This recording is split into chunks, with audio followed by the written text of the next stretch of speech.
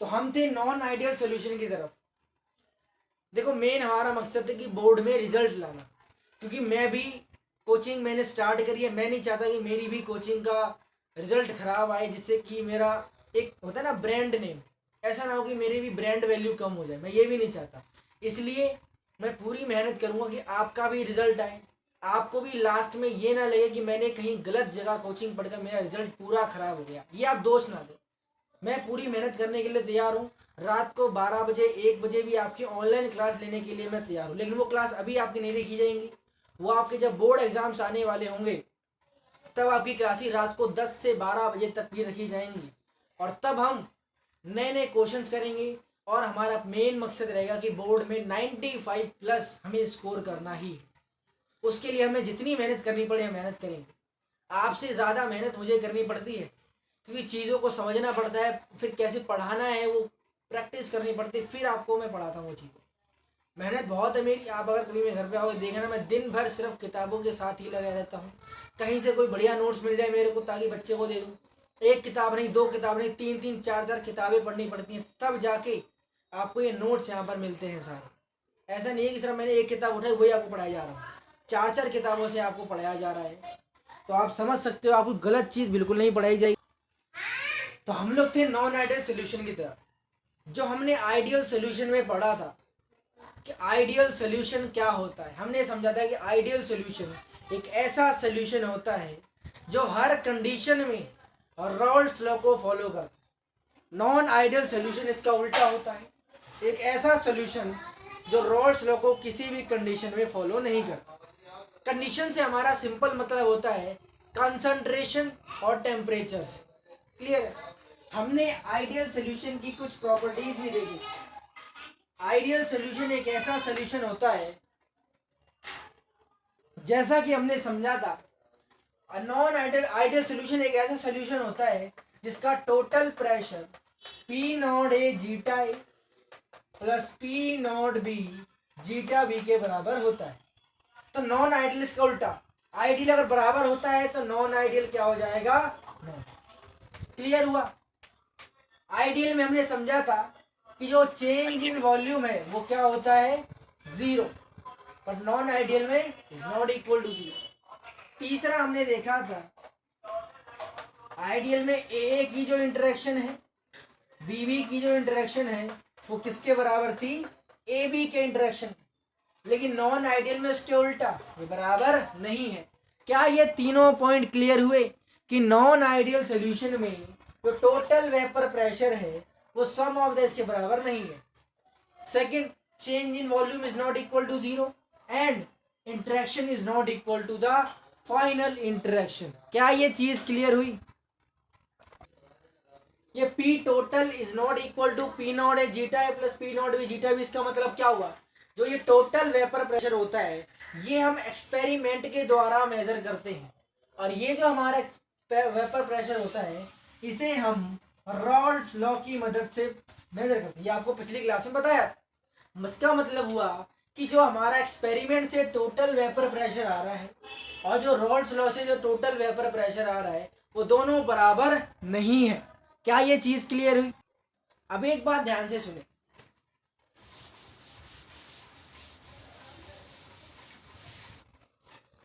अब non ideal solution में आपको ये बताया कि जो चेंज इन वॉल्यूम है वो 0 के बराबर नहीं है, जो आपका टोटल वेपर प्रेशर है वो सम ऑफ द वेपर प्रेशर के बराबर नहीं है, या फिर जो आपका ए की इंटरेक्शन है और बी की इंटरेक्शन है वो ए बी के इंटरेक्शन के बराबर नहीं है। तो हमारा ये मतलब भी हो सकता है ना, मतलब ये है कि जो चेंज इन वॉल्यूम है वो 0 के बराबर नहीं है। तो इसका मतलब क्या हो सकता है? या तो ये 0 से बड़ा है या 0 से, ये मतलब समझाया? Change in volume is not equal to 0। इसका मतलब या तो ये 0 से बड़ा है ग्रेटर देन 0 या 0 से छोटा है, यही तो इसका मतलब हुआ। और सेकंड हमने पढ़ा था जो ए की इंटरेक्शन है और बी की इंटरेक्शन है वो ए बी के इंटरेक्शन के बराबर नहीं है। इसका मतलब क्या है कि या तो ये इससे बड़ा है या तो इससे छोटा है। भाई अगर कोई चीज किसी के बराबर नहीं है तो इसका मतलब क्या होता है? या तो वो उससे बड़ा है या उससे छोटा है, यही मतलब हुआ। तो इसके बेस पर हमने नॉन आइडियल सॉल्यूशन को दो चीजों में बांटा है, दो भागों में बांटा है। जो पहला हमारा भाग है, first is non ideal solution showing negative deviation. Second हमारा है पॉजिटिव डेविएशन। ये दो तरह के नॉन आइडियल सॉल्यूशन हमें अपने पढ़ना है कि एक ऐसा सॉल्यूशन जो नेगेटिव डेविएशन दिखा रहा हो, किससे, फ्रॉम रॉल्स लॉ। उसी तरह एक ऐसा सॉल्यूशन जो पॉजिटिव डेविएशन दिखा रहा हो, किससे, रॉल्स लॉ से। ये दो चीजें हमें अलग अलग बारी बारी पढ़नी है।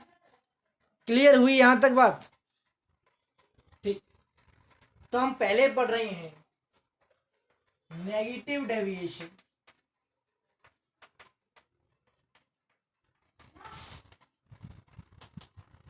From Raoult's law. Rawls law से नेगेटिव डेविएशन शो कर रहा हो, वैसा हम पहला सिस्टम पढ़ने जा रहे हैं। ध्यान सुने, नेगेटिव डेविएशन का मतलब है कि जो टोटल वेपर प्रेशर है वो आपका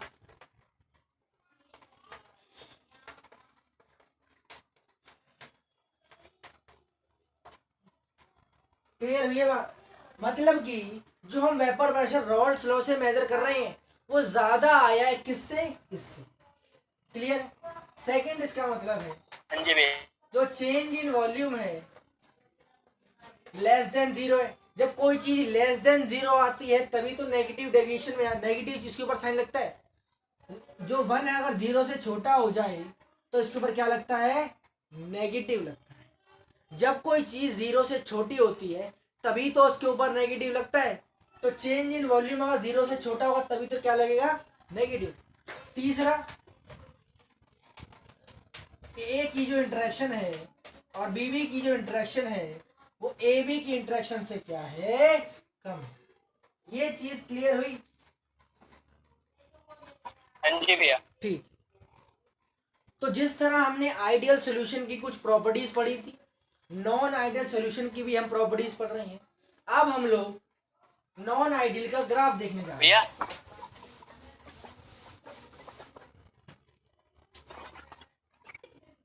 तो जिस तरह हमने आइडियल सॉल्यूशन की कुछ प्रॉपर्टीज देखी थी, नॉन आइडियल सॉल्यूशन की भी हमने प्रॉपर्टीज देख ली। अब हम non ideal showing negative deviation का एक ग्राफ देखने जा रहे हैं। जिस तरह आइडियल सॉल्यूशन में हमने ग्राफ बनाया था वेपर प्रेशर वर्सेस टेम्परेचर का, सेम ग्राफ हम इसमें बनाने जा रहे हैं।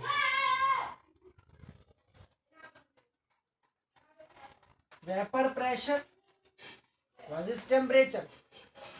जो आइडियल सॉल्यूशन का ग्राफ होता है अगर मैं बनाऊं तो कैसा बनता है,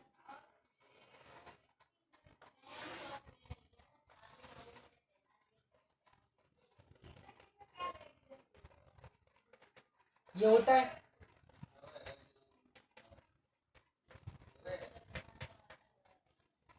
पी टोटल यहां पे लिखते हैं,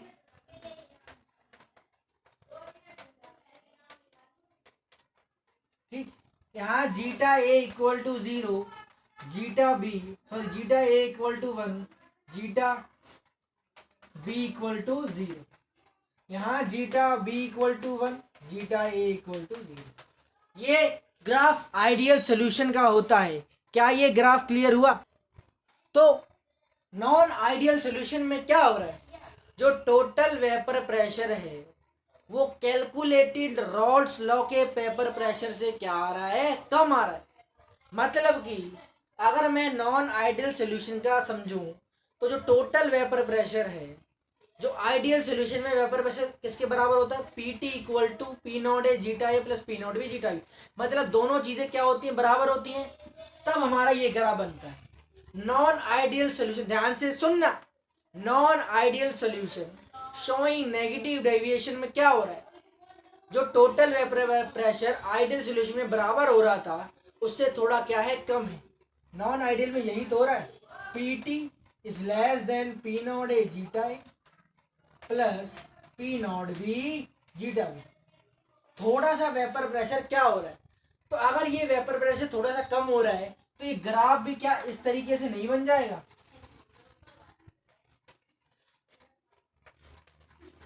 नॉर्मल जो ग्राफ होता है वो आइडियल सॉल्यूशन का होता है जिसमें सब चीजें बराबर है। इसमें टोटल वेपर प्रेशर कम है तो ग्राफ भी थोड़ा सा नीचे झुक गया। क्या ये चीज क्लियर हुई? आप सुनेंगे ध्यान से।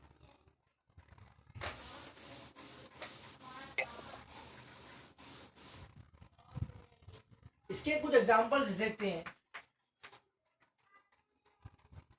ये जो हमारा एग्जांपल है non ideal solution showing negative deviation का, पहला इसका एग्जांपल लेते हैं, वो रहेगा हमारा स्ट्रॉन्ग एसिड प्लस वाटर। कोई भी स्ट्रॉन्ग एसिड में अगर वाटर डालोगे तो वो हमारा एक नेगेटिव डेविएशन देगा, यानी चेंज इन वॉल्यूम जीरो होगा। चेंज इन जो आपका क्या बोलते हैं टोटल वेपर प्रेशर है वो सम ऑफ द वेपर प्रेशर के बराबर नहीं आएगा। और तीसरा जो ए और बीबी की इंटरेक्शन है वो ए बी के इंटरेक्शन के बराबर नहीं। दूसरा इसका एग्जांपल है CHCl3 प्लस CH3COCH3। ये हमारे दो एग्जांपल हैं, ये लिख लीजिए। क्या पता आपसे इन दोनों के एग्जांपल पूछ ले पेपर में।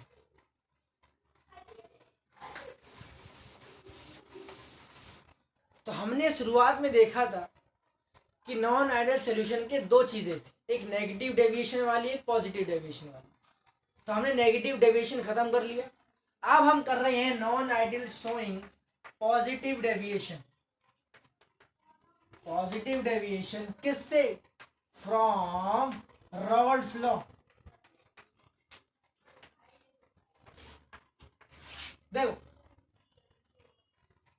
पहला आइडियल सॉल्यूशन में क्या हो रहा था, total vapour pressure P naught A zeta A plus P naught B zeta B के बराबर आ रहा था। नेगेटिव डेविएशन में ये ज्यादा था, पॉजिटिव डेविएशन में ये ज्यादा होगा। सेकेंड, नेगेटिव डेविएशन में लेस देन जीरो था, लेकिन अब ये ग्रेटर देन जीरो हो। नेगेटिव डेविएशन में ए की जो इंटरेक्शन थी और बीबी की जो इंटरेक्शन थी वो कम थी किससे? ए बी से, लेकिन अब ये ज्यादा हो। क्या ये तीनों चीजें क्लियर हुई? तो जिस तरह हमने आइडियल सॉल्यूशन का एक ग्राफ देखा था उसी तरह हम नॉन आइडियल सॉल्यूशन का एक ग्राफ देखने वाले हैं। नॉर्मल पहले हम बनाएंगे आइडियल सॉल्यूशन का graph. Zeta A equal to 1 होता है, zeta B equal to 1, zeta A equal to 1। अगर मैं नॉर्मल आइडियल सॉल्यूशन का ग्राफ बनाऊं तो वो मेरा बनता है कुछ ऐसा।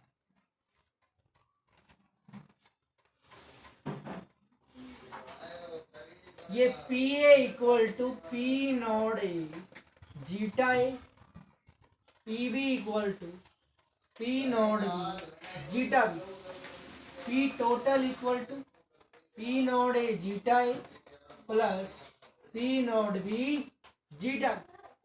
भाई देखो आइडियल सॉल्यूशन में क्या हो रहा था, सॉरी नेगेटिव डेविएशन में क्या हो रहा था, ग्राफ थोड़ा नीचे आ रहा था, डॉटेड करके नीचे बन रहा था।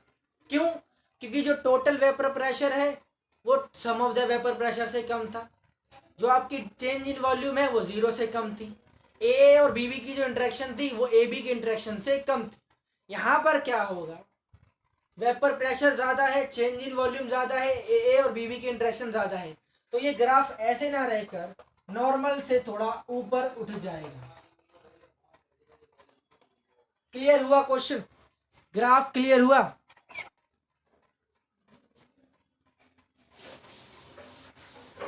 अब नॉन आइडियल शोइंग से नेगेटिव डेविएशन का भी एग्जांपल्स देख लो। इसका सबसे पहला एग्जांपल है water plus benzene, water plus benzene. Second हमारा है CH3OH प्लस बेंजीन। क्लियर है? ये दो एग्जांपल्स होते हैं non ideal showing negative deviation. Intext का क्वेश्चन नंबर 2.6 पढ़ेंगे। ये क्वेश्चन कह रहा है कि H2S नाम की एक गैस है, toxic gas with rotten egg smell is used for the qualitative analysis.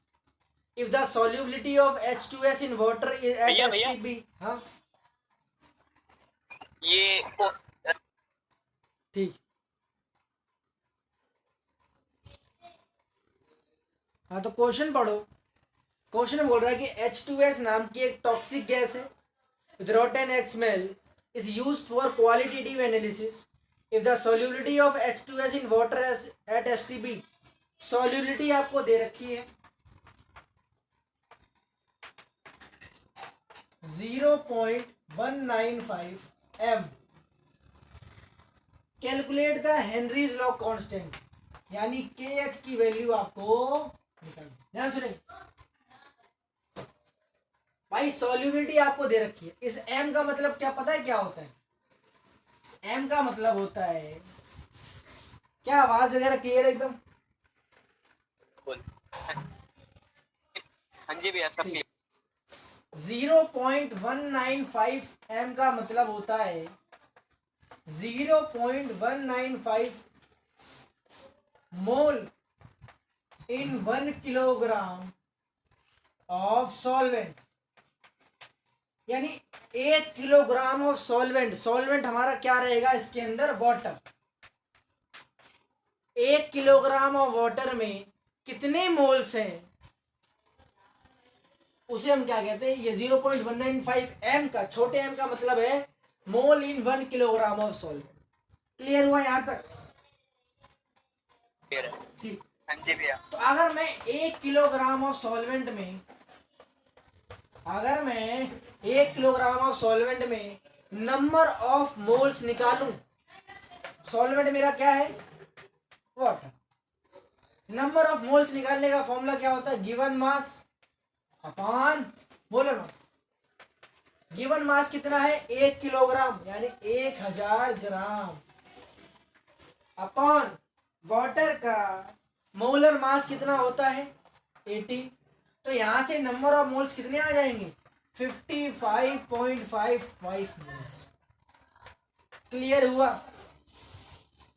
यहां तक समझ में आया? हाँ जी भैया। तो अब क्वेश्चन ध्यान से सुनेंगे। क्वेश्चन हमारा बोल रहा है कि 1 किलोग्राम ऑफ सॉल्वेंट है, एक कंटेनर वाला मेरे पास है, उस कंटेनर में वाटर है, H2S गैस है। तो जो वाटर के कितने मोल्स हैं? इतने। अब मैं अगर आपसे पूछूं कि H2S गैस का, ध्यान से सुनना, एक कंटेनर में एक वाटर है और H2S गैस है। वाटर के मेरे पास नंबर ऑफ मोल्स आ गए और H2S के नंबर ऑफ मोल्स तो मेरे पास है ऑलरेडी। 0.19 f का मतलब, m का मतलब क्या हुआ?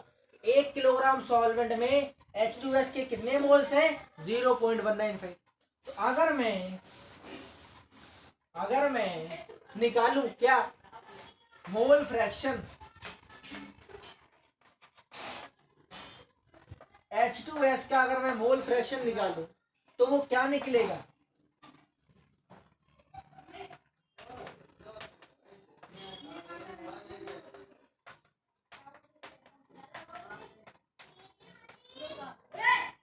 आपको मोल फ्रैक्शन निकालने का फॉर्मूला पता है? हाँ जी भैया पता है। बाय Na Na अपॉन में NB। ठीक है। A मतलब इसके H2S के कितने मोल्स हैं? इतने। A मतलब H2S के मोल्स, B मतलब वाटर के मोल्स। क्लियर हुआ यहाँ तक? हाँ जी भैया। ठीक। जब मैं इसे कैलकुलेट करूंगा तो मेरे इसके मोल फ्रैक्शन आ जाएगा 0.035। ये मेरा रहेगा 0.035। ये मेरे इसकी मोल फ्रैक्शन आ जाएगा। अच्छा, अगर आपने फॉर्मूला याद हो सॉल्युबिलिटी का, P equal to X into K H होता है। P equal to X into K H होता है। आपको के एच निकालना है। क्वेश्चन में यही बोल रहा ना, फाइंड के एच। तो के एच का फॉर्मूला P बाय एक्स नहीं हो जाएगा? हाँ जी भैया। ठीक। अगर आपको बता दूं कि STP पे, देखो क्वेश्चन पढ़ो, क्वेश्चन बोल रहा है the solubility of H2S in water at STP is 0.195 m। STP पे अगर आपको बता दूं जो प्रेशर रहता है वो रहता है हमारा 0.987 बार। एक्स की वैल्यू कितनी आई है 0.035। 0.035 ये रहता है हमारा प्रेशर। कितना रहता है एसटीपी पे 0.987 और आपको मोल फ्रैक्शन दे रखा है 0.035। तो जब आप इसे कैलकुलेट करेंगे तो आपकी KH की वैल्यू 282 बार आ जाएगी। क्या ये क्वेश्चन पूरा क्लियर हुआ? क्या ये क्वेश्चन क्लियर हुआ? जी भैया। ठीक, इसका स्क्रीनशॉट। ओके क्लास, तो आज आपको बताया कि हम किस तरीके से नॉन आइडियल सोल्यूशन को बांट सकते हैं, एक नेगेटिव डेविएशन में और एक पॉजिटिव डेविएशन में। उसके बेसिस पर हमने सॉल्युबिलिटी के एक क्वेश्चन छूटा हुआ था एनसीईआरटी का, वो हमने करा है। अब जब नेक्स्ट वीडियो में पढ़ेंगे तो हम नई कोलिगेटिव प्रॉपर्टीज़ को पढ़ रहे होंगे और नए न्यूमेरिकल्स कर रहे होंगे। तब तक के लिए okay bye and take care of yourself.